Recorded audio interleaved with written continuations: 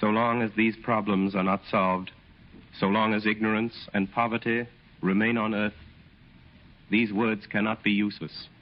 These words set forth the soul and spirit of one of the world's great literary masterpieces, Les Miserables. Out of the depths of his pity for suffering mankind, Victor Hugo drew a compelling story, one that will live so long as bewildered humanity shall continue to grope toward the light. Tonight, WOR and the Mutual Network bring you the first of 7 broadcasts based on this great novel. Each episode will depict some vital development in the epic of Jean Valjean. Orson Welles, author, director, and actor, has assembled a notable cast and offers an interpretation created specifically for radio presentation. Mr. Welles will play the role of Jean Valjean, and those sections of the book itself which, in running narrative, bind together the dramatic episodes will also be read by him. Les Miserables begins. Part 1. The episode which is called The Bishop.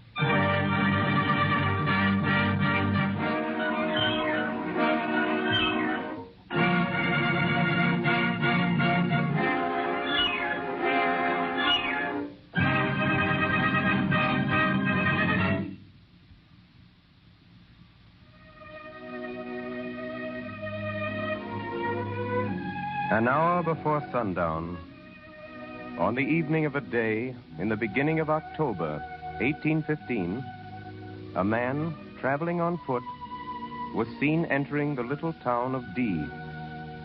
Nobody knew him. He looked ragged and mean.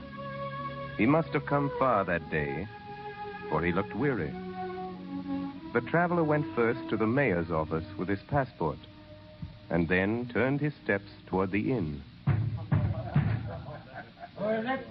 A man who wants food and a bed. One moment, monsieur. Good evening. Is dinner ready? Monsieur, I'm sorry. I cannot receive you. Are you afraid I won't pay you? I have money. I'll pay in advance. I have no room. Well, then, put me in the stable. I'll pay you. I'm sorry. Well, the attic or a corner of the kitchen. I must have lodging. We'll see after dinner. I can't give you dinner.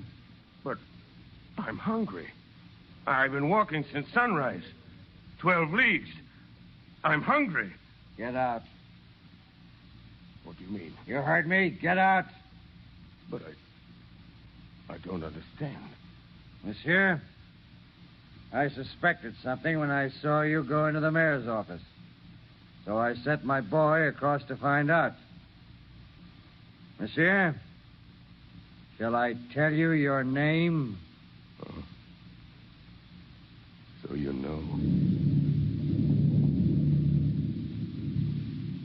The traveler looked at the innkeeper, bowed his head, picked up his knapsack, and went off down the street.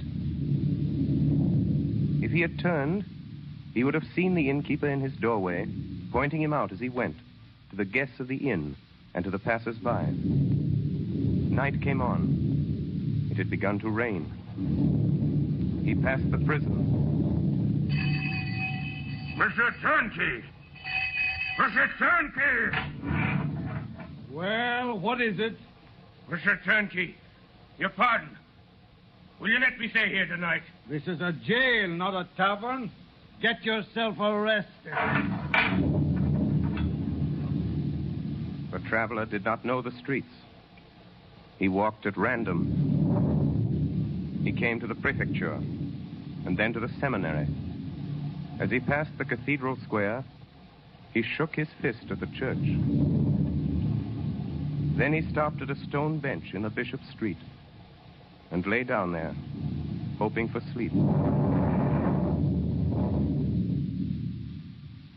Who was this man? He was a criminal, and he had paid for his crime. He was an ex-convict. He was tried 19 years before, in 1796. My name is Jean Valjean. Prisoner, you are accused of burglary. Have you nothing to say? Yes, Excellency. I was hungry. It was not our concern, prisoner.